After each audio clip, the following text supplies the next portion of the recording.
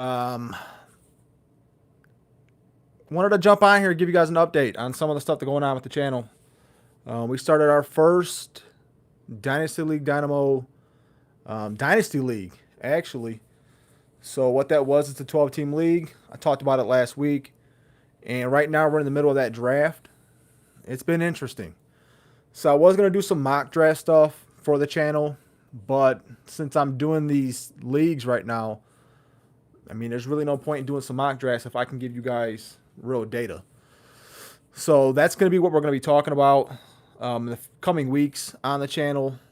Is going over some of the mock draft stuff, the actual dynasty mocks and stuff like that we've been seeing. What's up, Ty? What's going on?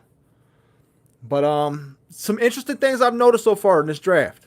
You know, it's a 12-team league. It's a Superflex tight end premium. You know, 7 QBs in the first round so far, 2 running backs, and 3 wide receivers. So we just got to the front of the 10th round. Okay, so just to the start of it. And I wrote down some notes, see what you guys are thinking. Like, one thing I've noticed is these older RBs in this league, in this draft, have been faded extremely hard. You know, Aaron Jones is going in the 9th. Kamara is going in the 8th. A lot of those RBs, 25 and older, 26 and older, are being faded hard. What's going on, Frank? Appreciate it. So, yeah, that might be a trend. I don't know if that's going to happen in the next league. I'm going to do at least one more subscriber patron league. But older RBs are definitely getting faded pretty hard. It's been pretty interesting so far. And then my draft, how it's gone so far, I'm going to run it down for you guys. Like I said, I've had 10 picks so far. I have not traded any of my draft picks away other than the 4-3. I traded down from the 4-3 to the 4-9 and picked up a second-round pick in the rookie draft. So what we did, whatever your slot ended up being in the startup draft, we just reversed order for the rookie draft that we'll hold right after the NFL draft. So first round, I was picking number 10. Dak fell to me at 10. I 100% jumped on that and grabbed him. Could not pass that chance up. So I had to take Dak. Second round, I was picking third in the second round. I jumped on Mark Andrews immediately. Kyle Pitts went right before me in the second round, so Kyle Pitts went 2-2. You guys know how I feel about Kyle Pitts, the tight end position in general. When I knew that I had a chance to grab Andrews, I jumped on it. So let's fast forward to the third round. Third round, picking 10th still. DJ Moore, I had a just receiver. You guys know I always talk about let's build up that receiver room. DJ Moore, one of my favorites. Such a solid player. He's dependable. You know what you're going to get out of him. He's still young. So first 3 picks. Remember, Superflex, tight end premium, Dak, Mark Andrews, DJ. I got to the 4th round. And again, I was picking the 3rd pick in the 4th round. Someone came calling. So I slid back 6 spots. Picked up a second-round rookie pick. And in the 4-9 slot, I ended up with Joe Mixon. I was pretty happy about that. Mixon, I still feel, is going to have another season or 2 of elite upside. And I think with Cincinnati, you know, obviously Joe Burrow, they're going to invest in that line even more. You can't stack the box against Mixon no more. I think he's going to be at least another season or 2 of really high upside play. So I'll take that from him right now. 5th round, I came back and I took a gamble. This is my big gamble. I went Calvin Ridley in the 5th round. I believe Ridley's going to be back this season, whether that's in Atlanta, whether that's being traded. I think he's back. And to me, where I was picking at, where I was sitting, no one else had that type of upside that Ridley does. If Ridley plays, and we've seen what he can do, he's a wide receiver 1. 27 years old. And if he hits, if he comes back and he plays like I think he can, you're talking Ridley and DJ Moore as your top 2 receivers. I like that room already. From there, went to the 6th round. I had to 100% grab Tua. Tua, you see what happened with the Dolphins. They went and got McDaniel as head coach. McDaniel is probably going to be at least an offensive upgrade there. I like what Tua brings to the team. I'm okay with it, especially in the Superflex. If Tua's my number 2 quarterback, being so young, I can roll with that. 7th round. I went CEH. Now, CEH has burned a lot of people, and he's burned them because they've been drafting him as an RB1. He's not an RB1. But we can see with CEH, he still has that nice yards carry. They don't back the box. He's a first-round pick. He's going to have at least another season or two in that offense, I believe. And if you can get him as your second round or as a second RB, as your RB2, I think that's safe. And to pull CEH in the 7th round, at the end of the 7th round, I like it. Going back into the 8th, as it's flipped back over, I went Chase Claypool. I like Claypool a lot. And we're going to see what happens in Pittsburgh. You know, Deontay's been the target hog, but whoever that new starting quarterback is, they may have a better connection with Claypool than Deontay. We're going to find out. And Deontay went, I think, 4 or 5 rounds before Claypool in this draft. So for me, I like the value there in the 8th round. 9th, remember, this is an IDP league, so it's full IDP. There was a linebacker run, really, in like the 8th round. The top end LB started going. So I 100% had to jump in the 9th round, grab at least one elite guy. Fred Warner was my pick. That was at the end of the 9th. And then as it rolled back to me, 3rd pick in the 10th round, I went and grabbed Big Mike Williams. Yes, he's a free agent. Herbert has already come out publicly clamoring for him to come back. You know, Mike Williams, when he's on the field in that offense with Herbert, he's a locked-in wide receiver 2 to me. Grab him in the 10th round. I'll take that value. So, yeah, that's been the status so far. We're 10 rounds in. This is a fun league. I like the mix-up of the guys in the league. Obviously, all subs, patrons. These are people who know football. I've been shocked. I've been getting sniped left and right. There's been quite a few times I've been getting sniped. I'm not going to mention names. Don't want no one sitting here getting all big-headed because they're sniping the hell out of me, but it's happening. And I am noticing that, and whether it's intentionally or not, the strategies that I've been talking about on this channel, the players I've been talking about, I am getting picked off left and right. 100% left and right. People know what I'm doing, and they're sitting there and they're grabbing players that I want. And it's happening like 1 pick in front of me, 2 picks in front of me. It's starting to get annoying, but I'm digging it. Let's see. Yeah, Hunter Renfrow was someone I considered, Joe. I thought about Hunter. Hunter went earlier. He went earlier than I thought. I don't remember exactly what round. And I'm going to be doing some videos, just some regular videos, highlighting our draft, just to show you guys like who's doing what, where the running back's going, where the quarterback's going. This is Superflex tight end premium. Tight ends went kind of quick, you know. Obviously, Kyle Pitts went 2-2. Then we seen Mark Andrews go 2-3 to me. And then Kittle went pretty quick after that. Kelsey lasted on the board for a while. He was on the board for a while. Darren Waller went in the 4th round pretty early. So, yeah, tight ends went pretty quick. And if you missed out on tight ends in this league, I mean, you're going to pay for it. 100% you're going to pay for it. Yeah, Frank, people are using that strategy against me, man. 100%. I appreciate it, though. At least people are listening. Because I'm sitting here watching, I'm like, damn, that's exactly what I would have done. Let me go back and look at some of these comments. I know I missed some stuff. There's Oath Keepers. I see you, Oath Keepers. You've been having a good draft. Otis. Otis is in the league. What's going on, Otis? Let's see what else. Yeah, I think Kamara was going to get faded no matter what, though. Kamara was going to get faded no matter what. So Chase Young just went in that draft. That's funny. Let's see if there's anything else. All right, we're caught up. So, yeah, it's been a fun draft. I like the mix of managers in that league. And that's what it's all about. Like, you got to have a good league. And we've had some bumps in the road already. You know, like we're playing on my fantasy league. We couldn't start a draft. Risky Nick, shout out to Risky Nick. He decided he was going to take it upon himself, brought it to my attention. You know, we can draft on Sleeper. We got a Discord running right now. So we got Sleeper, we've got a Discord we're keeping up on, and then my fantasy league. We're running all 3 at the same time on this draft, and it's working out pretty well.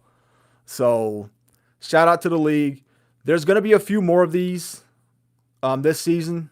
I want to have at least 2 more. So if you're not in the first one, definitely send me an email, dynastyleaguedynamo@gmail.com. I'm going to do 2 more. I'm going to do 2 more subscriber patron leagues. And I'm going to do 1 on Sleeper. It's going to be the 3rd one. So this next one's still going to be my fantasy league. I'll do 1 more on Sleeper. I know a lot of you guys love Sleeper. You know, it's a nice app. but you really need to get on that MFL. You really do. A lot of those bigger, more creative leagues are going to be on MFL. So we're going to do 2 more. So if you guys want to get in, make sure you send me an email so I can get that set up and get you guys rolling. So that's the housekeeping. With that out of the way, I don't know if you guys got any questions. Anybody want to talk about anything Dynasty related? Are you doing a draft of your own right now? Are trades opened up? What are you working on? What are you struggling with? Drop those comments, and yeah, let's get it going. Let me check these. So Frank's saying, what's your strategy when trading rookie picks for startup picks? So for me, Frank, I'm more so looking to add rookie picks than I am to trade away those rookie picks if I can help it. So like I said, I've made one trade where I slid down 6 spots in the 4th round, picked up a 2nd round rookie pick. And to me, there's just so much talent at the beginning of the draft. I'm willing to slide down a few spots. You know, if that means I can pick up a 2nd, 3rd round rookie pick, I think that's a smart move to make, especially in a league like this. It's a Dynasty League. It's Superflex. It's tight end premium. It's a full IDP. We have 11 IDP starters.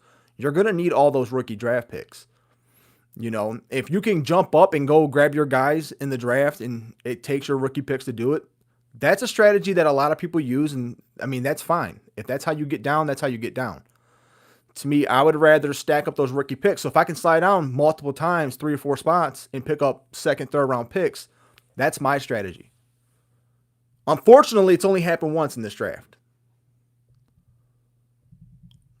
Go back to the chat. I've seen a few come in. Sleeper looks better. Yeah, Sleeper does look better, but like you said, the functionality of MFL is so much nicer. It's a more in-depth experience to me. Sleeper, their app is great.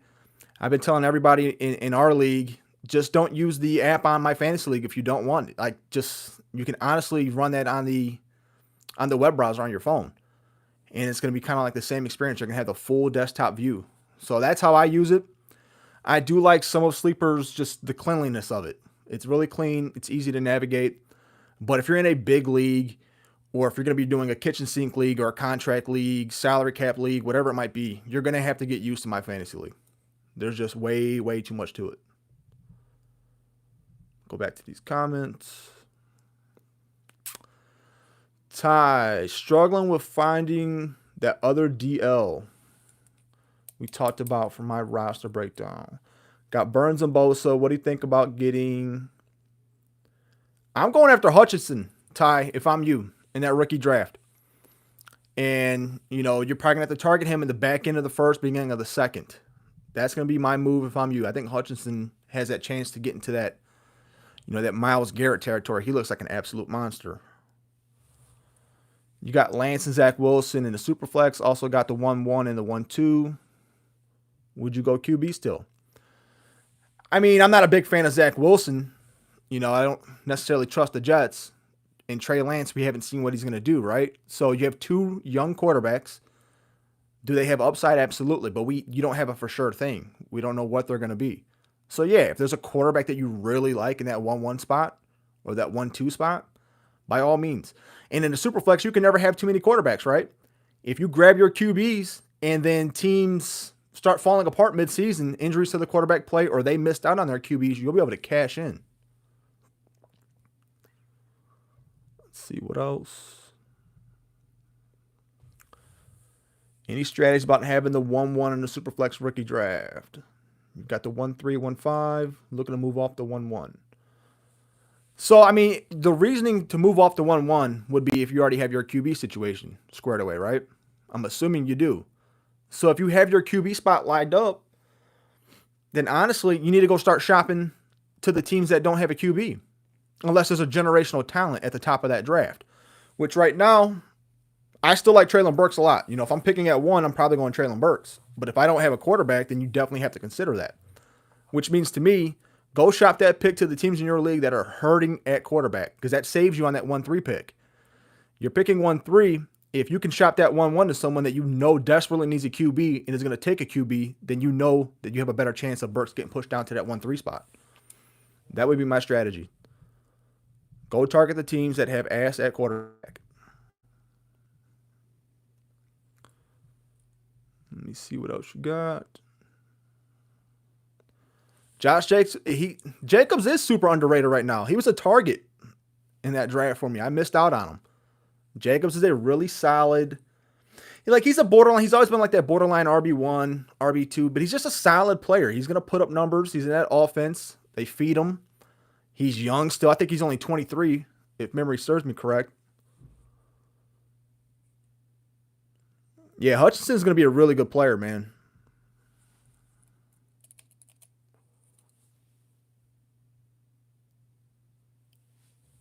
Yeah, I mean, if you got Hutch at the 112, I mean, if you had to take him there, you got to take him there, especially in that type of league. He could be pretty damn good. Any gems in rookie draft? In high second round. So I'm going to say, when you're talking about high second round, I'm hoping you're talking about the start of the second round. And the guy that I'm going to target, and I don't even want to say this because I know most of the people in the league are watching right now, in the new league, is George Pickens, man. Pickens, to me, he's obviously going to fall in the draft, in our rookie drafts. And he's a guy, like, next season is going to be another season removed from that big injury. And prior injury, I mean, he was a legit top of this draft type of player. Pickens, to me, if you can get him in the beginning of the second round, that's someone you got to jump on, like 100%. The upside there is just worth that risk of burning a second round pick. Yeah, Pickens. See, Ty's saying it too. Pickens in the second round, man. That's where I'm at. Give me Pickens in the second, and I'm going to be very, very happy in most of my leagues. But if anybody is in the Dynasty League Dynamo Dynasty League, you guys didn't hear that. So move along. Go back to the draft. I just seen LA Rams is on the clock right now.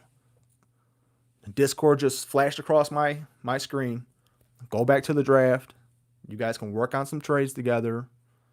Keep me out of it. Yeah, it's possible. It's possible. If he blows up at the combine, that his slide might be over. As of right now, though, I have him pegged in as an early second. So let's hope that he does average at the combine. Just average. I don't need him to be bad, but I don't need him to be great. Just be average for me.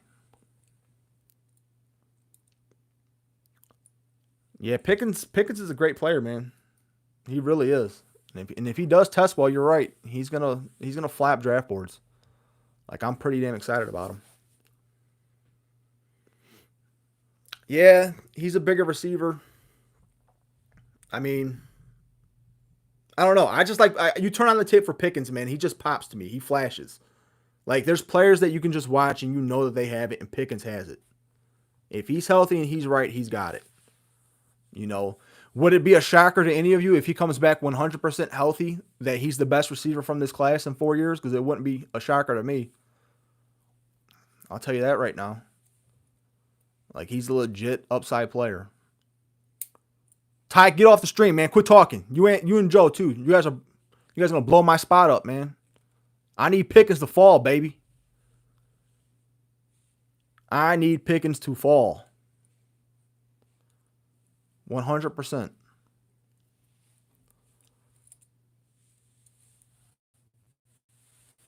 What else you guys working on? What other trades you guys working on?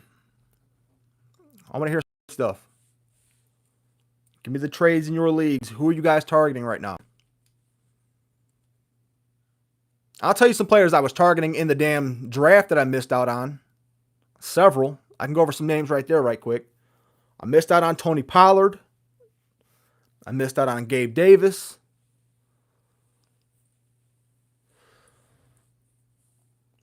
Hold on. Frank, what are you saying? When should you draft IDP in a startup?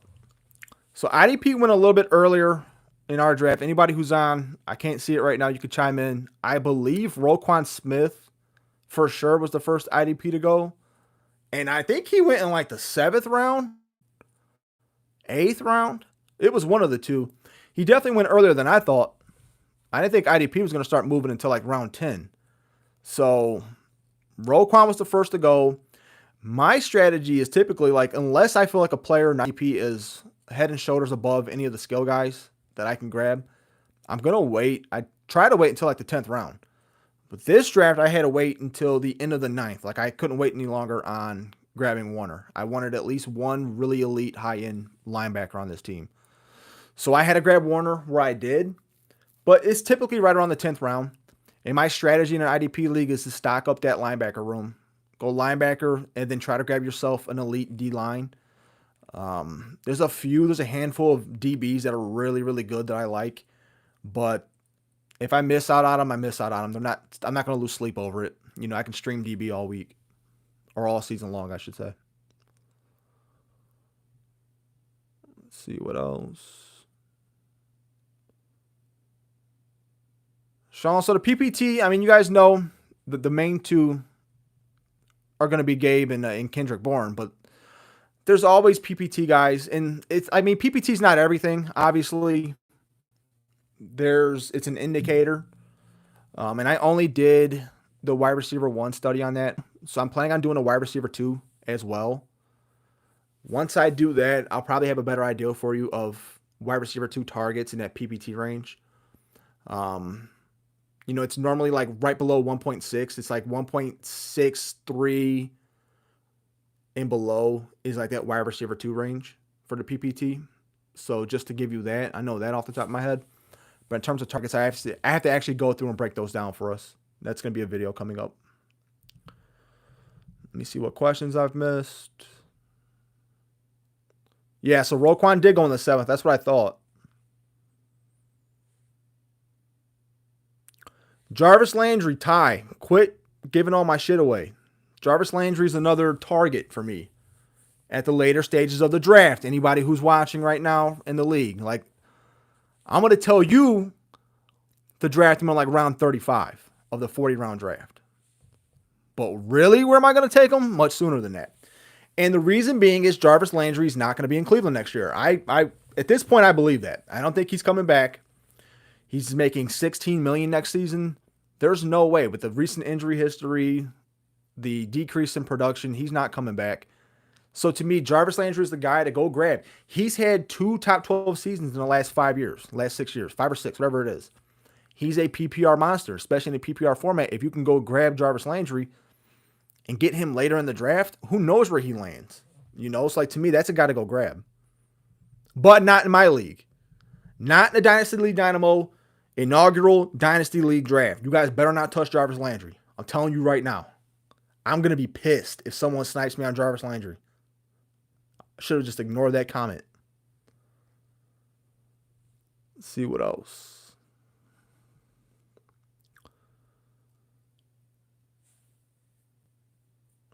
Yeah, Darius Leonard was on my short list too, man, but he went in like the 8th round, I think. I couldn't do it.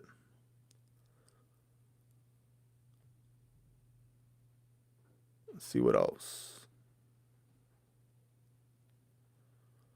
JT.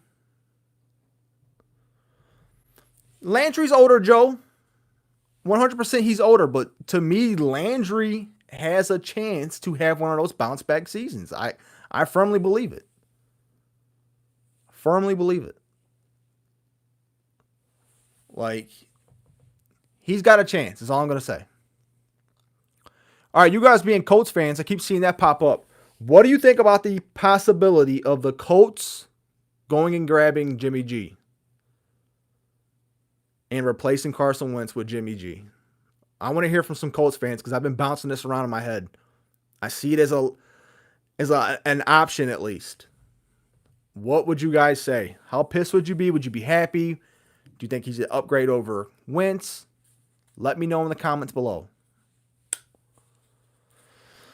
Tight end question. You have Kelsey, Ertz, and Arnold. You put Kelsey on the trading block with no offers. What are your thoughts on Arnold? And is there a third or fourth? And is there a 3rd or 4th round? I'm not sure what you mean by that. You might have to clarify it for me. I mean, Kelsey, if you're sitting on the trade block right now, here's the thing. In the offseason, everybody's looking at Dynasty stuff. They're looking at rankings. They're looking at articles. Kelsey's 32, 33 years old. He's getting older. People saying he's breaking down. He's about to fall off a cliff. Yada, yada, yada. That's what we hear, right? If that's the situation that you're in with Travis Kelsey, what are you going to have to do? You're probably going to have to wait till the season starts to trade him. Travis Kelsey, no matter what anyone says, is an absolute dog. He has been he's put up wide receiver 1 numbers, but he's been tight end 1 before this season, like 5 or 6 years straight. And this season, he finished as tight end 2. He is an elite player, and tight ends age differently than receivers and running backs. So to me, take Kelsey into the season, and let's see what happens. If he's the Kelsey of old, and he's putting up crazy-ass numbers the first few weeks of the season, guess what's going to happen? You're going to get whatever you want. Because in season, that's what's going to happen. People are going to be buying production in season. Right now, it's the off season. It's Dynasty. People are selling those older vets. And you're not going to get a fair market offer. Let's see what else.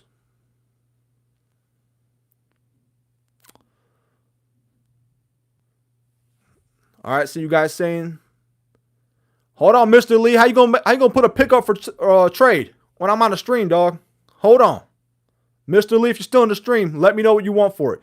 This is what I'm dealing with. I'm trying to stream and talk to the community, and then I got damn Discord popping across the screen showing me what's going on. It's a tease, man. So you guys think it's the same QB between Wentz and Jimmy G, okay? I see some people say they'd rather have Wentz. Slot receivers do age pretty well, Joe. I agree there. See what else. Do I like Rondale Moore? Rondale Moore is currently sitting on the board in that league, so I'm not going to say anything about Rondale Moore. You message me later, and we'll talk about Rondale Moore. Let's see what else.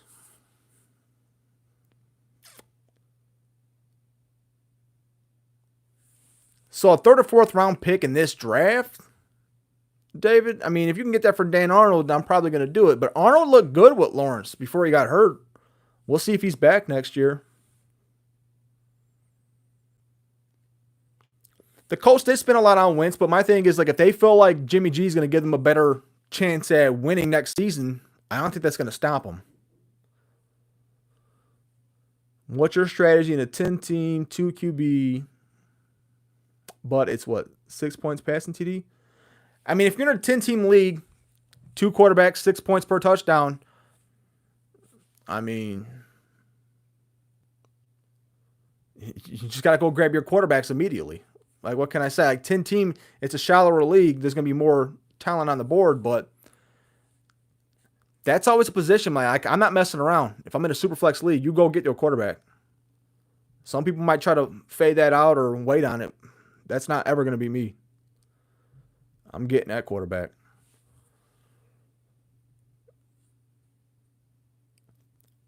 All right, John, my honest opinion about your Stafford pick, I 100% think that you had to make that selection where you did. I don't remember exactly what number it was. I think you were at, what, 2-4, John? 2-4? I think you're picking right after me. So, yeah, John picked 2-4. He had to go Stafford. I mean, what else could he do? Hopefully he gets 4 or 5 good years out of Stafford. And, I mean, if he does, then it was a solid pick. It is tough, Ty. I'm sitting here. They're all in here, all in the chat. I appreciate the love and support, but I can see Discord popping off across the top of my screen. I know I'm missing out on stuff. I mean, but it is what it is. What else can I do? Shit happens. That's life. If you need less than 200 yards, 0 TDs in a pick, Jimmy G is your guy. That's messed up. I mean, my opinion on that 26-year-old bubble on those running backs, I mean, I've been covering that since I started this channel. You know, that's really that cutoff age of that RB1 territory. You shouldn't be holding them beyond that. You might get one more season, but the data shows it's not likely.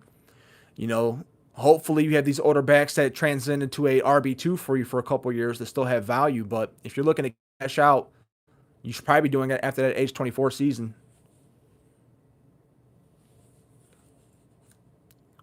Honestly, like, it was a struggle even in this startup. Like I took Joe Mixon in the 4th round, 9th pick overall, and Mixon's 25 right now. So I'm hoping for 2 really good seasons out of Mixon. That's my hope. But for like Chubb, Dalvin Cook, those are guys I'm not drafting as RB1s anymore. You hope that you get RB1 production, right? But draft them as an RB2. Like, have that in the back of your mind. Like, this is my RB2. Because if you have that in the back of your mind, a couple things happens. A, if they shit the bed and they don't produce RB1 numbers, it's still okay because that's your RB2. And then B, if they do pop off and give you a great season, then you cashed in and got upside on that pick. But you just can't go into it thinking like this is my RB1, because if you do, you're probably gonna be disappointed. These older running backs, man, it seems like it happens in the blink of an eye. You're leading the league in rushing one year, and then the next season, you're washing cars and shit. Like, that's how it goes right now. So, for me, you can grab him as your RB2 all day. Let's see what else we got.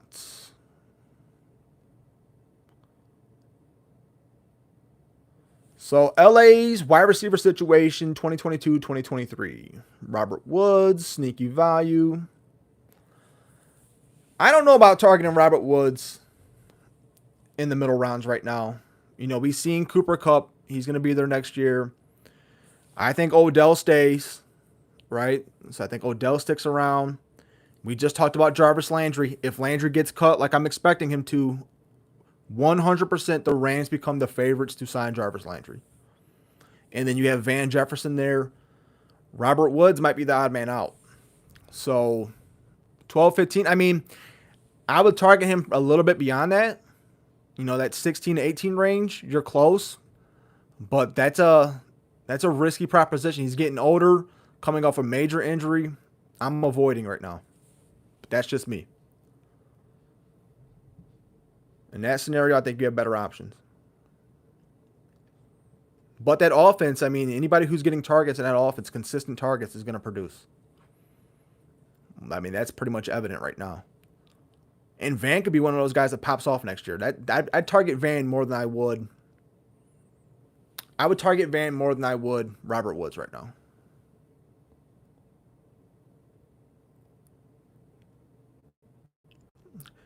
See, the contract stuff, to me, teams can find a way to move money around so frequently now.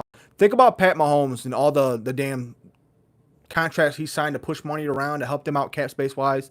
I don't look too much into that.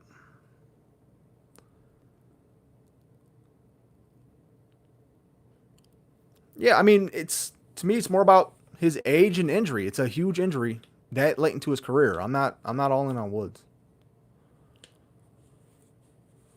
What would my current value of random 2023 first at?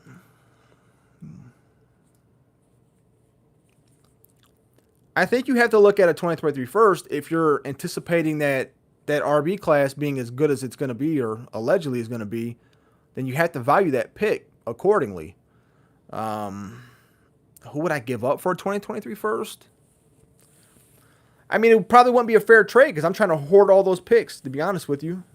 I really like that draft class. So to me, I'm not really looking to move off of those picks. If you're in a win now situation and your pick's going to be at the end of the first in that draft, that's different. If your pick is going to be at the end of the round, or you think it's going to be at the end of the round, then I'm all on board with you going out and getting a nice upside young player. Elijah Moore, like those type of players who have shown us already that they can play, but maybe they haven't popped off to where their price tag is out of this like stratosphere. So Elijah Moore is a player for me. I did that last season. I knew I was going to pick last in my draft, or near last, and he was just a player I was targeting. Before he blew up, I offered a first round pick and it got accepted in 2022. Now I'm really glad that got accepted. Would I buy DJ Moore? See, I love DJ Moore. So if it's going to be a mid to late first round pick, then yeah, I'm probably doing that. DJ Moore is 23 years old. He's done nothing but produce. We know what we're going to get out of him. He still has a long shelf life. And if Carolina finds a way to get that quarterback room squared away, DJ Moore is going to shoot up rankings pretty quick. Yeah, it really does depend on the pick of the round. You know, if we're talking like picks 7 through 12, 8 through 12 on DJ Moore, then yeah, I'm doing it for sure. Those first few picks, though, in 2023, man, they're going to be so valuable. That's why I'm not trading them. Like, you don't know what's going to happen. Your team could absolutely have a rash of injuries.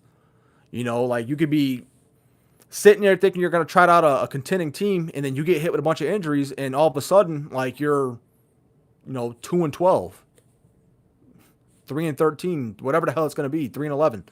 Like if that were to happen, and I've seen that happen to a lot of people, to where they thought going into the season they were going to be good. They moved that first round pick, and then their team absolutely bottomed out, and then they're sitting in that next draft with nothing to show for it. They traded for an older vet.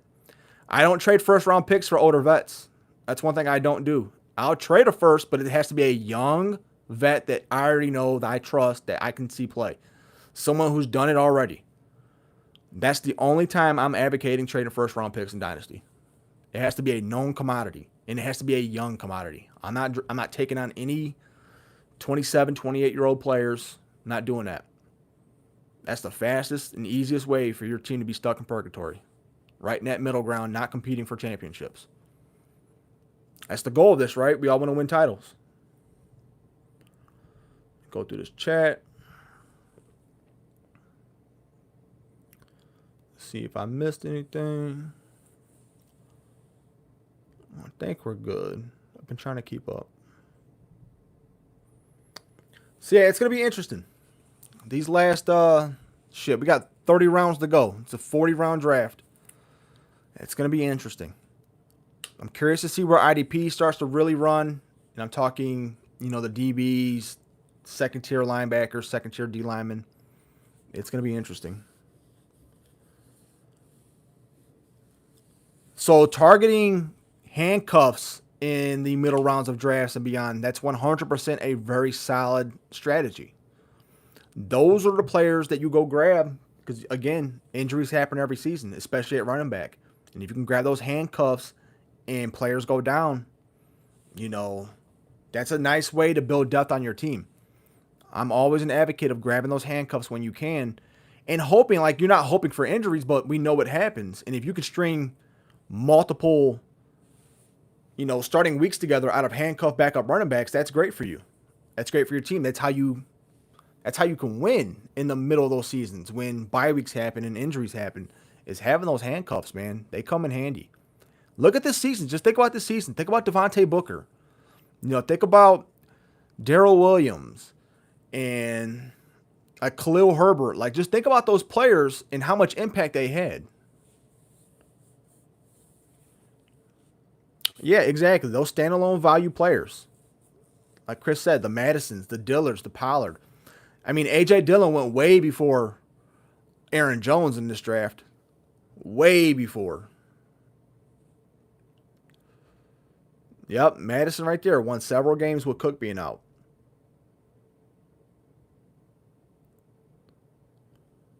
I don't think you're necessarily drafting for trade value, though, Joe.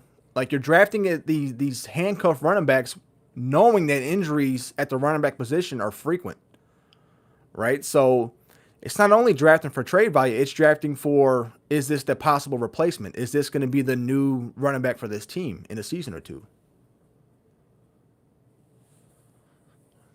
So I don't have any T-Law shares. I was looking at getting T-Law in this draft. He went earlier than I could get to him. I don't remember the round. Again, Superflex, I think it was like round 4. It was somewhere around there, 3 or 4. And I thought about it. But to me, Lawrence, he had a bad season. I mean, it is what it is. But he was a rookie. And think about the clown show that was going on down in Jacksonville. I mean, Urban Meyer's getting twerked on at a bar in Columbus. Supposed to be the damn head coach of a team. and then all the other shenanigans that happen later on with him. So, no, I think you have to give Lawrence, I mean, it is what it is. He's a highly touted prospect. I like him a lot. Like, and especially in the Superflex, and I think the team that drafted him as their second QB, which was great. Yeah, I agree. Doug Peterson being down there, that should only help him. If you drafted him early last year, you have to hold on to him. Like 100%, you just have to hold on to him. Let's see what else. But yeah, Lawrence was the guy I was targeting. So he went 3-9. I knew it was late in the third, maybe fourth.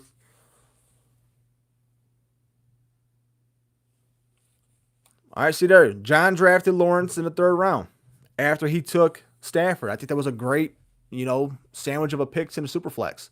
Boom, boom, go both QBs.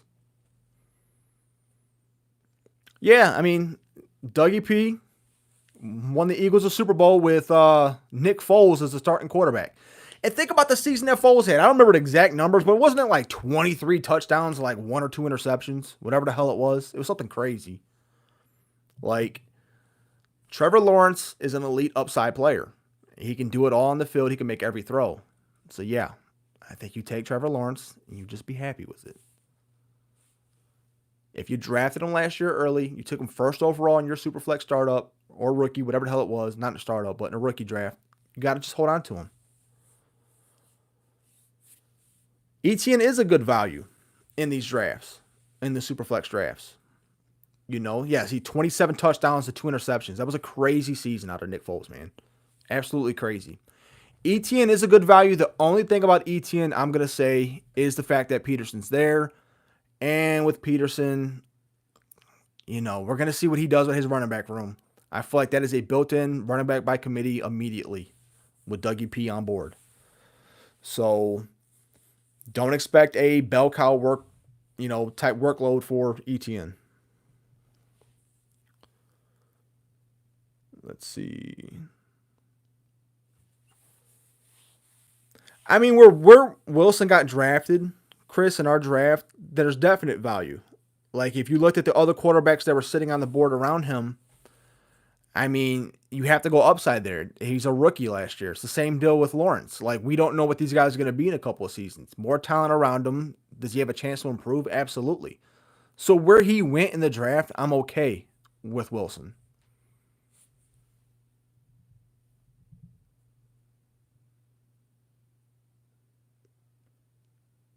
Yeah, we talked about Rondale Moore. He ain't gone yet. I'm not saying nothing about Rondale Moore.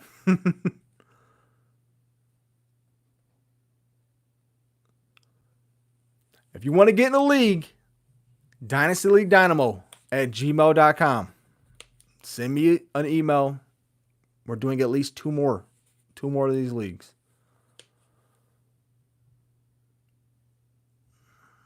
Let's see. Yeah, John, if I didn't know that Etienne was your only RB so far, I'd be concerned too. You're going to need something else.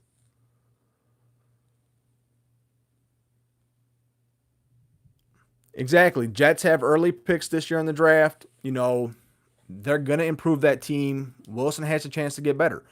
Those early rookie picks from last year at the quarterback spot were great targets in the later rounds of this draft, especially the ones that didn't do well.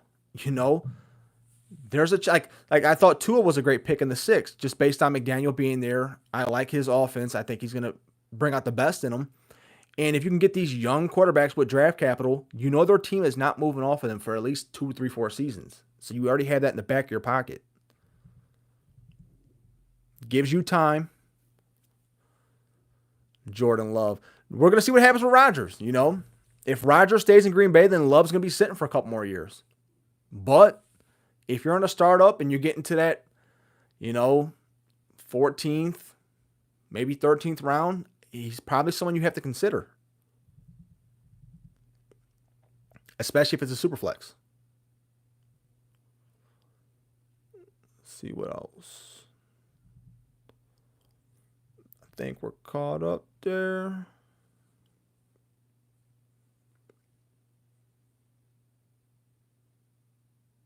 Yeah, bearded. I'm not saying nothing to you, buddy. Not a damn thing. Let's see what else.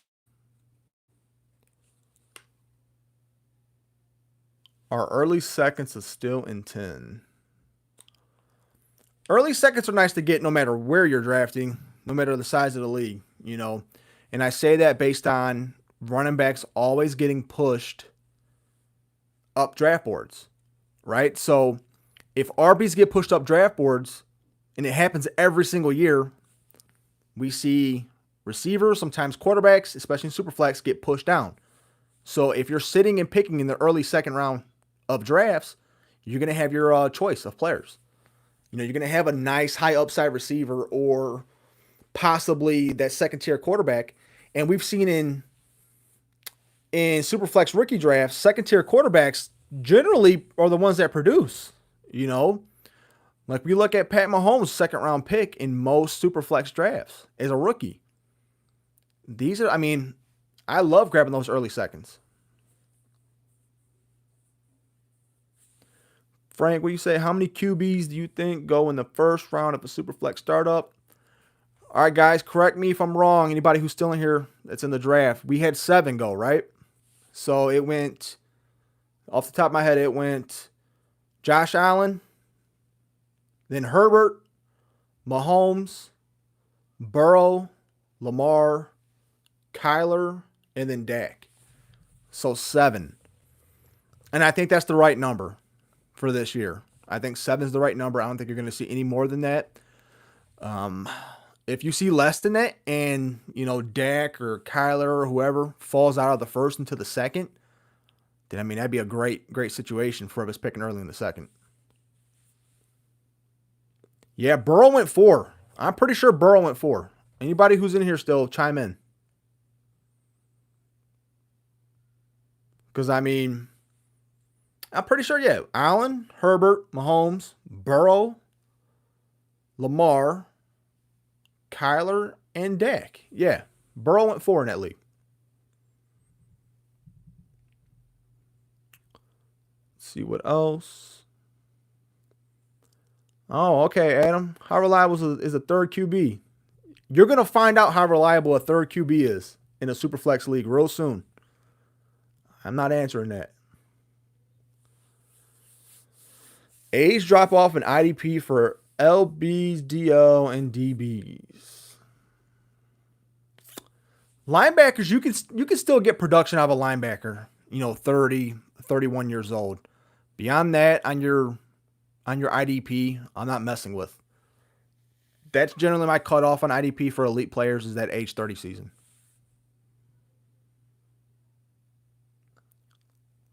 Yeah, I figured Burrow went 4. I thought I remembered right. That was the shocker. I'm glad that question got brought up. Herbert over Mahomes. That was a shocker. That was a ballsy move, man. That was a ballsy move.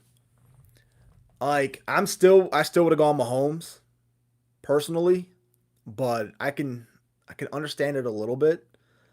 You know, it was really no wrong pick. If you were picking in the first 3 spots, you were sitting really, really good in terms of your quarterback.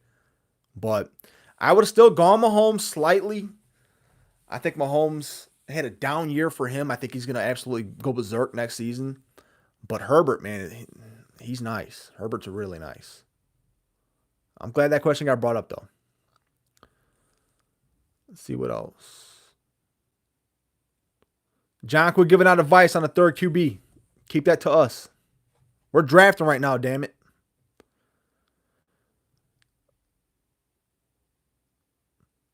Let's see what else. I gave up Dave Davis to draft Wentz. I really wanted Davis. Yeah, I mean, I wanted Davis too, man. He went right before I was picking. I was pissed. And I asked the guy, I forget who it was. If you're right here, remind me. I forget who it was. I've been messaging everybody all day. I said, who you picking right here? Gabe Davis. I was like, all I could say was nice pick, because it was. Nice pick.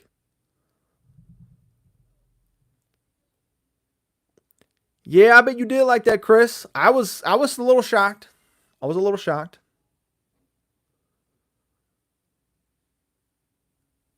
Herbert's a nice player though, man. You guys picking in the top 3 hit it easy this year, man. Allen, Herbert, Mahomes, whatever orders you guys would have went in, I'd have been completely okay with. I had my rankings on them. I would have gone Mahomes, but it is what it is. I mean, but we don't know if Watson's going to start next year.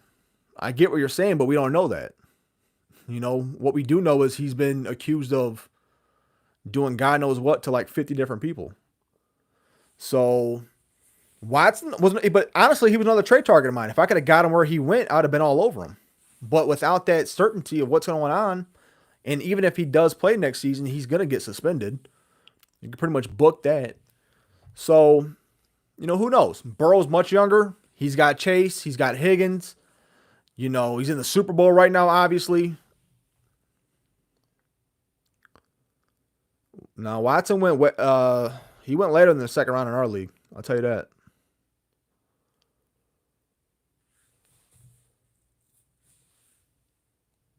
Yeah, I did, John. There you go.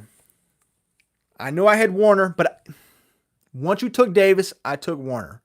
I'm not going to say the other player I was targeting in that range because it hurt my soul when he went off the board right before I picked. So I'm not going to say anything. Do I think Kyler's social media thing is a contract stunt or is he actually? I think it's a contract issue. You know, I think he's up for an extension and I don't think he liked what he heard. I think he wanted his extension now. He wanted to cash in and I don't think Arizona was ready to pay him. And I think he's absolutely pissed off about it. Don't worry about baseball. There's always baseball. Baseball is my first love. Don't worry about that, Joe.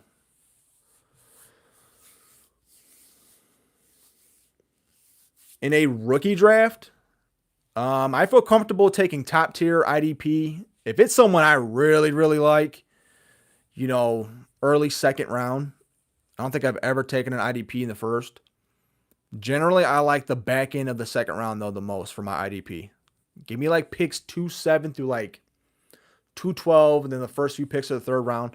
That's where I feel most comfortable grabbing my IDP. And you normally are going to get really good players there.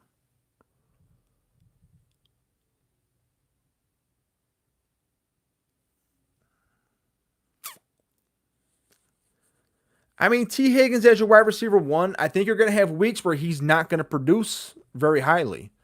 You know, we've seen that this season. Those weeks, though, where the defenses are really bracketing Jamar Chase, T. Higgins is going to have blow-up weeks, but he's also going to have those weeks where he disappears, if I'm being honest. I don't think he's a legit wide receiver 1 based on Chase being there, but he's still going to have those weeks where he absolutely pops off for you. RB heavy or wide receiver heavy on a startup 12. If you're doing a startup draft and it's a 1 QB league, to me, the smart money 100% is go wide receiver heavy.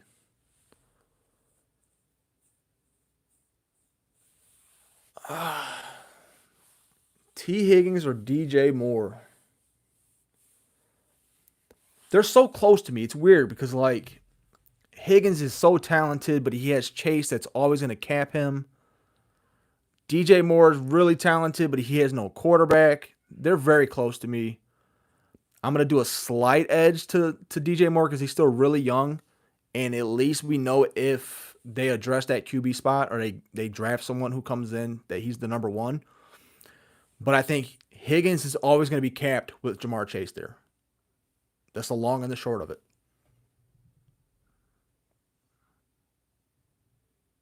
Let's see what else.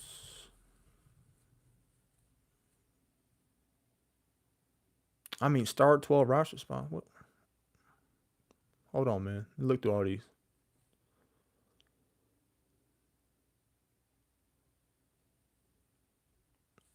$2022 rookies were not in this draft. We are doing a separate draft for the 2022 rookies. So this was all vets and rookies from last season in this startup. What else we got? I think I missed some here a minute ago. Give me a second, guys.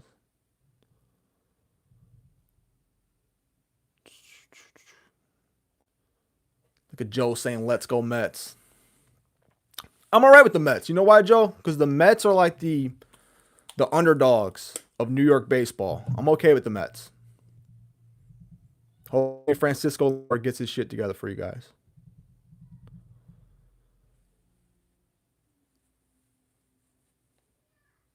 Yeah, I love me some Higgins too. He's capped, man. Like they have Chase there. Now, if Chase wasn't there, it's a different discussion. I think Higgins would be, in the top 5, top 6 dynasty rankings right now.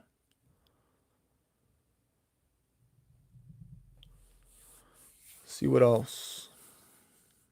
I like Drake a lot. I'm glad you brought that up. I like Drake a lot. He's one of my favorite rookie receivers coming out. I like him a lot. He's a player. This is such a good wide receiver draft. It really is, but Drake is definitely one of those guys I'm looking for. Is there much of a difference when I'm preparing for a 12-team roster spot? Well, I don't know if a 10-teamer is the norm anymore. I think most leagues now have transitioned over to 12. But I've played them both. The strategy really doesn't change. The only time strategy really changes is if we're talking about a Superflex or a 1QB league. That's the only time strategy normally changes for me. My strategy is always to build up my wide receiver room and my tight end spot. I address running back last. And I'm not a 0 RB type of guy. I just feel like get your wide receivers built up, get your tight end built up, address that quarterback room, and then you can add your running backs in the draft, in your rookie drafts. And you want those players to kind of mature around the same time. It takes receivers a couple years to get going. They have a real long shelf life. Running backs come in and they burn out quick.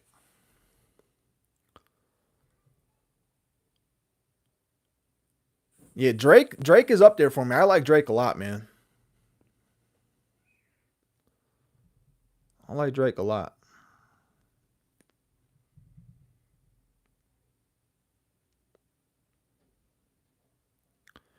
I mean, if you're in a rebuild, if you feel like he's the next best receiver on the board, I'm on board with it. Build around those receivers.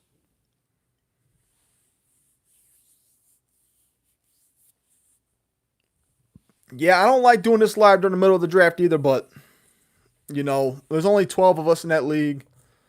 There's a lot more people in Dynamo Nation, so I figured I'd get on here, talk to the community for a little bit.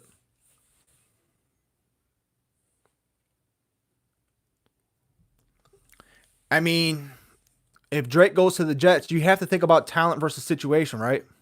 So, like we just heard earlier in the thread, we talked about Zach Wilson a little bit. If you believe in his talent, then you have to take him. I mean, people get caught up in that landing spot situation way too often. Was A.J. Brown's landing spot great going to Tennessee? No. I mean, he's proven to be a pretty damn good player.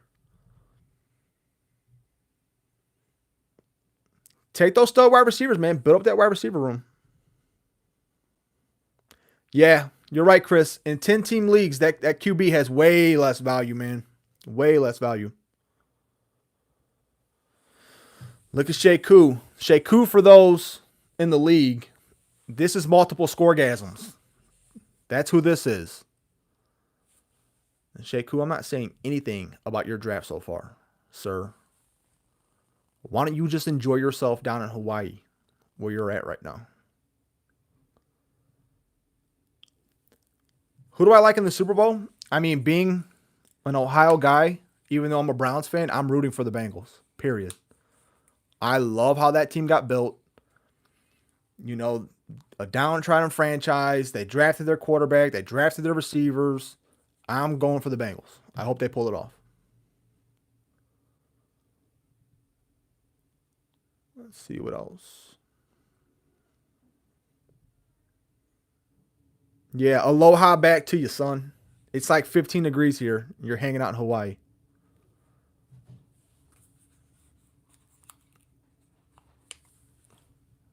Yeah, I mean, buy low on Wilson. People give up on these players way too quick. Way too quick. Nope, not for me. Not for me. I would rather see the Bengals win than the Rams.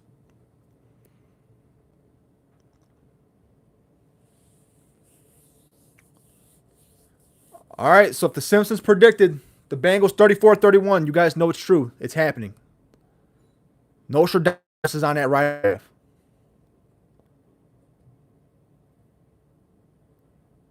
Deontay Johnson wants 15 mil a year. He might get it too. I mean, that's that Jarvis Landry contract.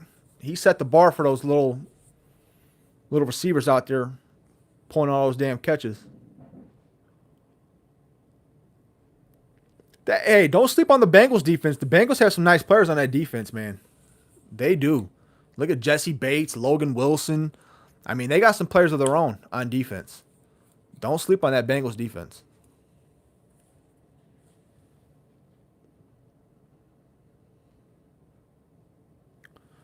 Bateman or Hollywood?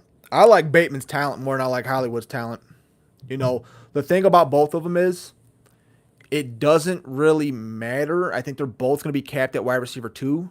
You know, like whoever emerges, because Andrews is declared wide receiver 1. Well, target 1 on that team.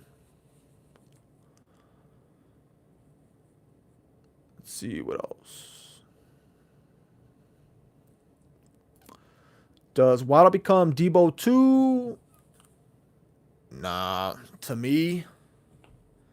I mean, obviously with Lynn, you can get him super, super cheap right now, right? And he's kind of like that do-it-all type of player, running back, receiver, all of that. If I have Waddle, I'm excited about McDaniel being there. Like, damn, man, I wanted Waddle in this draft bad. Waddle, I think, is going to have a huge season. A huge season. There's only one Debo. Let me stop right there, though. There's only one Debo. Debo is Debo. He's an absolute stud.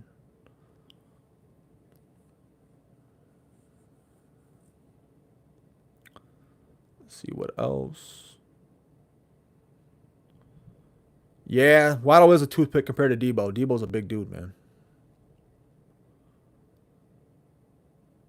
Jimmy G, like, it's going to be interesting. I brought the Colts up earlier, seeing what the Colts fans thought. You know, Denver's got to be a name that gets tossed out.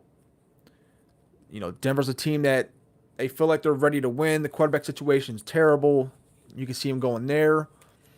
Tampa, maybe, with Brady being out. I mean, it's just going to... There's options. There's options out there. It's going to be interesting to see where he goes. And I'm curious what San Fran gets for him, too. What's the haul going to be? You guys got any predictions? Put them down below. We'll come back to it.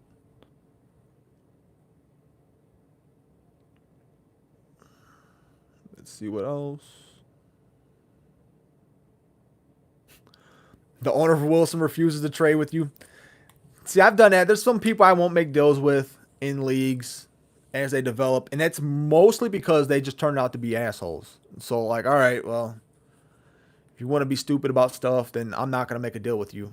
But that's more of like if someone's just being constantly rude or just being ignorant, then I'll cut them off. But not to trade, that doesn't make sense. Why limit yourself on who you can trade with?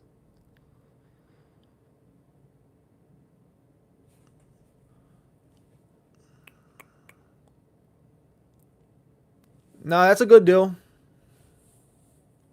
You got a 2023 first in that deal, Sean. I'll take that trade.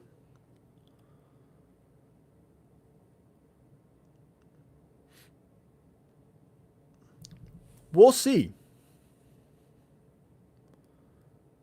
Debo will steal your bike. 100%. We'll see about Waddle, though. I don't think he's ever going to be bulked up, you know, like Debo. And we'll see what Lynn, what he does there. But it really doesn't matter. Even if they don't play that way, Waddle still has immense upside.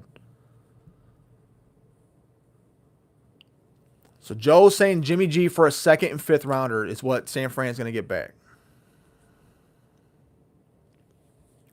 Joe, you might be right. That might be a real, you know, trade offer that gets put out there. I can see that. That seems about right. Shaku, get off this, man. Quit trying to go and get trades done. You guys need to send me some damn trades. I got to beg Brown still to get anything done right now.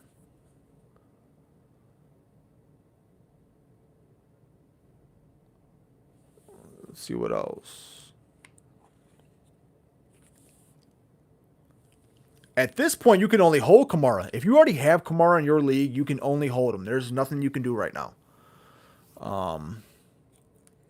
If you're a risky manager and you're willing to take a risk, this is a good time to go out and see if you can get him, especially if your team is ready to win.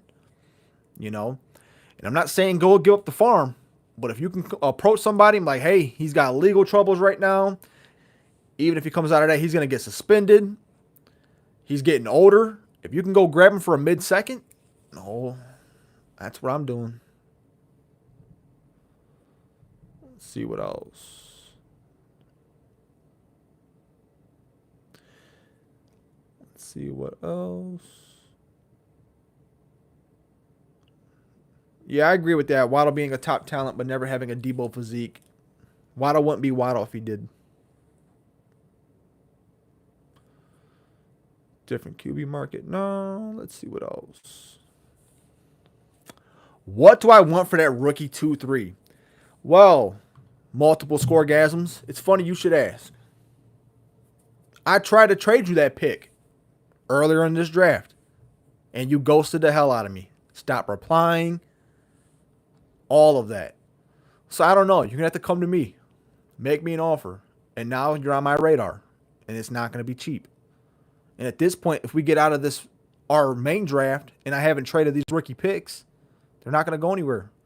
Because the value is only going to increase the closer we get to the draft. Only increase. You should have came at me sooner. He did, man. He ghosted the hell out of me.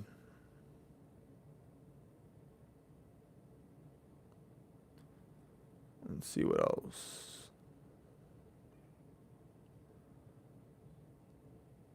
He ghosted the shit out of me. Don't let him lie to you guys on this thread. Hurts is very risky. Hurts went later in the draft than I think most thought he was going to go. I think he went late 4th round, I want to say, in our startup. So, yeah, I mean, Hurts is not one of my favorite players. I think you guys know that.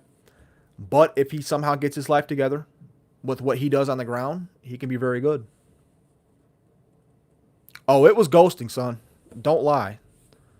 I sent this man multiple messages. Like I said, we've got Sleeper going, my fantasy league going, and a Discord going. He ghosted me.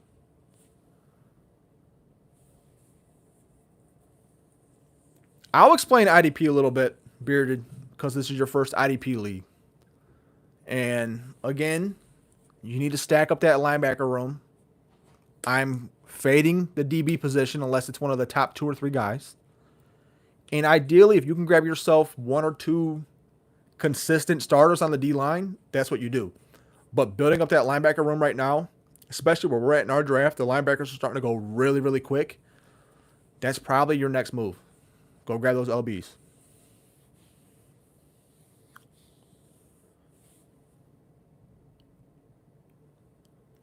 I mean, Hurts played well, but he didn't play well. He played well in fantasy, but it was all garbage time points. I mean, teams, we'll see. We'll see what happens. If Philly decides to move on or they don't trust him, I mean, he could fall off a cliff pretty quick. Any draft regrets or snipes? Biggest surprises, best values, questionable moves. The only moves I really question were the teams that moved off of their first round picks in the rookie draft. I know Nick moved off of the 1-1 in the rookie draft, and I don't remember what he got in that deal, but that would have been really hard for me to move off the 1-1. I think I would have kept that pick. The OJ team has traded his first rounder and his second rounder away already. And I get these guys are moving up and they want to get players right now. But this is a dynasty league, and sometimes we get too in front of ourselves. Like, we have to. Those picks are going to be real valuable, come draft time. Everyone talks shit about, this is a down draft, but you look at the top of this draft, especially at receiver, there's a lot of really good players at the top of this draft. In terms of, regrets, Chris, I don't think I really have any regrets in this draft. I think my team is really solid right now. but I don't think I'm reaching. I'm like kind of letting the board just come to me. I'm trying to be as patient as I possibly can. I didn't love where I was slotted. Picking 10th, I would have liked to have been like in that 7 or 8 range, but it is what it is. So and to me, like the worst thing you can do is like starting getting too trade happy and making all these moves, and before you know it, you're missing picks for like 3 or 4 rounds in a row. And I'm already starting to see that with some players. Like it's going to happen soon. In that middle tier, you're not going to be able to draft because you trade all those picks away. Yeah, Bear, start at the linebacker, man. Start at the linebacker. And then to me, like your DB spot is so streamable. There's always DBs that you can play. That's not a position I'm going to invest a whole lot in. That's me personally. You might see other managers in our league do it a little bit different, but I'm not going to invest a whole lot in DB. OJ's team does look stacked. He's got a great, great team going, man.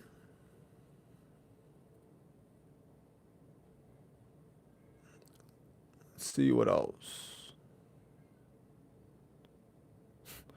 Joe, biggest draft decision is what food is available. I agree with that. I don't know if St. Brown's going to be a top tier fantasy producer, but I drafted St. Brown early 3rd round in my leagues last year. And you can kind of see the writing on the wall with Detroit. Like they don't have anything at receiver. I think a lot of his production at the end of the season, though, came without Hockenson in that lineup, right? So Hockenson was hurt. That took away that number 1 target, which meant that St. Brown was going to eat. To me, you would think Detroit's going to upgrade at least somewhat at receiver. Hawk will be back. DJ Swift is going to catch a lot of passes next year. Or DeAndre Swift, excuse me. I don't think that I'm all in on St. Brown as like this elite stud at receiver.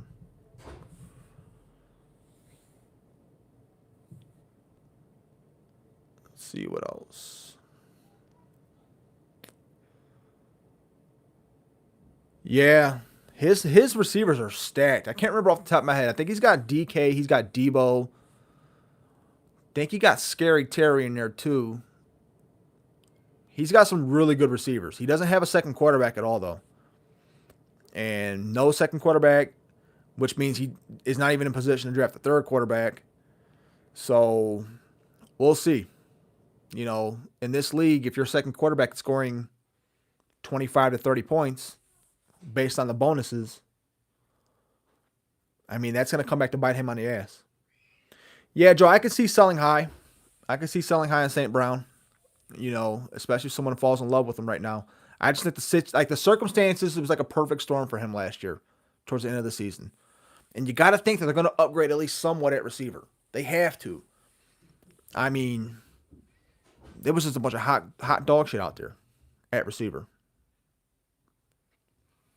Yeah, Baird, I figured. I thought I remembered right. I've been looking at all your guys' teams. Like multiple times. Let's see what else.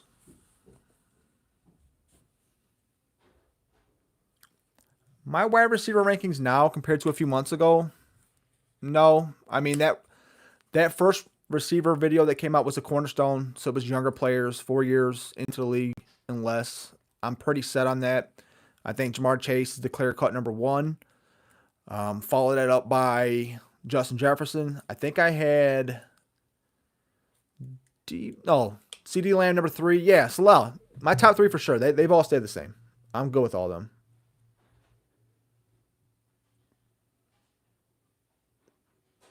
Let's see what else. He should be scared not to have a second quarterback, and he doesn't have a first-round pick or a second-round pick.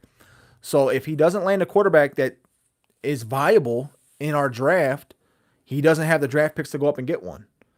So I would be very nervous.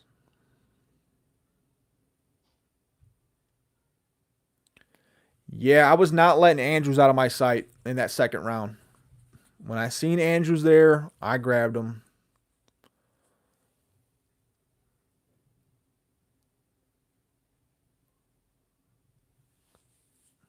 Yeah, I've seen that about the Lions wide receiver coach. It's Antoine Randall, I believe. I think it was him. Wanting more receivers on that team. Yeah, watch the Lions take Pickens. That'd be funny as hell. Yeah, you got great receivers. I mean, Chase, Cooper Kupp, Hunter Renfro. You're sitting really good next year. I'll tell you that. Cooper might be a player to move here soon, but where you're sitting at right now, you're looking real good. Let's see. I appreciate that, Kevin. Watch some of the earlier stuff, man. There's a lot of analytic-based stuff, and I've kind of moved out of that. I've covered all the analytical stuff that I really wanted to for the channel. I wanted to set that base and that foundation of my content being analytically driven. There's a lot of those type of videos, the PPT stuff. That's all that content that I've been doing since the start. Now we're going to start transitioning over to actual rankings, mocks, and stuff like that. Once we're done with this draft, I'm going to break this whole thing down for the channel. I'm going to show exactly, where the trends were at, all that good stuff. I figure this is better than doing some mocks. We can actually see how actual drafts went. So let's see what else. I think that's it. So yeah, guys, it's been fun, man. And if you guys want to get in the league, if you're not in this first Dynasty startup, I'm doing 2 more. So send me an email, dynastyleaguedynamo@gmail.com. I'm going to do the same type of setup. It's going to be $57, right? So not overly expensive. We're going to be using my fantasy league for at least one, and then possibly sleeper for the third one. But that'll be the third one. 40-man rosters, 10-man taxi. It's going to be Superflex, tight end premium, full IDP, all of that. Let's see what else. The biggest IDP rookie I keep going back to, I mean, there's plenty. There's a lot of good linebackers, but I mean, Hutchinson, that's the guy I want. And I don't want to say too much. I don't want to cover too much about the rookies on this live right now because everyone's watching it. That's in that league, our new league. So I don't want to give too much away on the rookies. So I'm going to keep a little bit of that stuff close to the vest because I've been getting sniped left and right, and I cannot have that happen in the rookie draft. I got some ground to make up. I like my team. Where's my list at? You guys let me know. Let's see. We got Dak, Andrews, DJ Moore, Joe Mixon, Calvin Ridley, Tua, CEH, Claypool, Fred Warner, Mike Williams. And I listed them in the rounds that I took them in. And I was picking 10th in the first round for all odd rounds and 3rd in even rounds. Let's see what else. Yeah, I ain't saying nothing about rookie IDP.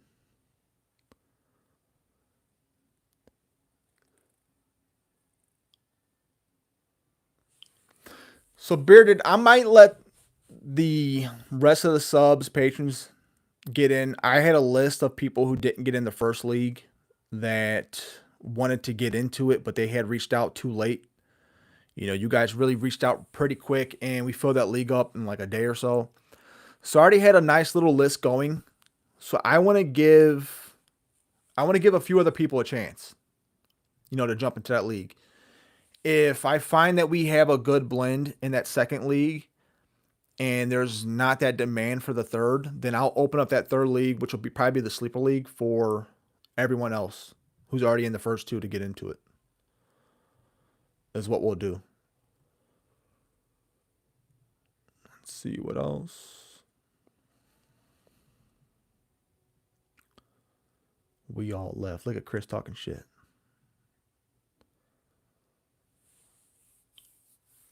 Any tips or suggestions for slow auction IDP Dynasty 22 starters, 22 bit? I'm guessing that you're in this league. I don't know who it is. Astro 17. If you're not in this league, any advice for you would be take your IDP right around round 10, stack up your receiver room, address tight end. That's my advice for you. That is my advice.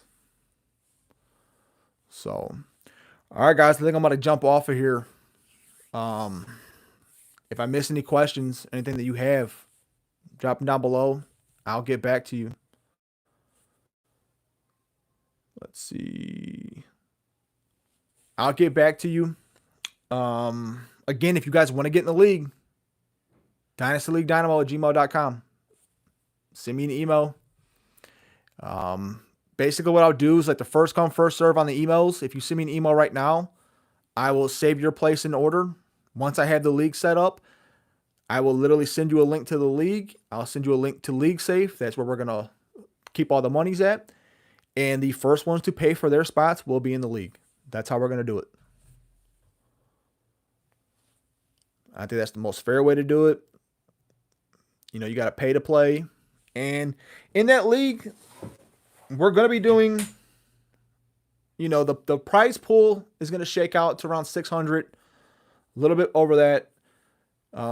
My fantasy league does have a fee to use, but we will have a championship belt. If I can pull that out for those that haven't seen it.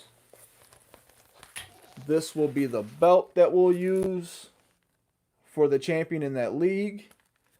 The belt's kind of cool. It's got these little plates that you can add on to every season, every time you win it. So the cool thing is if you win the championship one year, you're going to keep your belt. If you win it the next year, all we're going to do is buy a new nameplate for you and send it off to you. If you want a second belt, we'll do that. If not, then you'll win that extra money.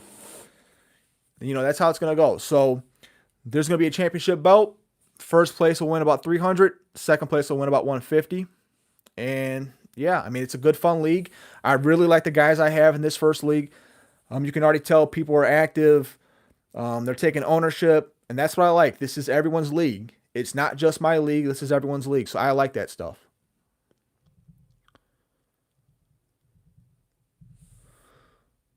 Let's see what else.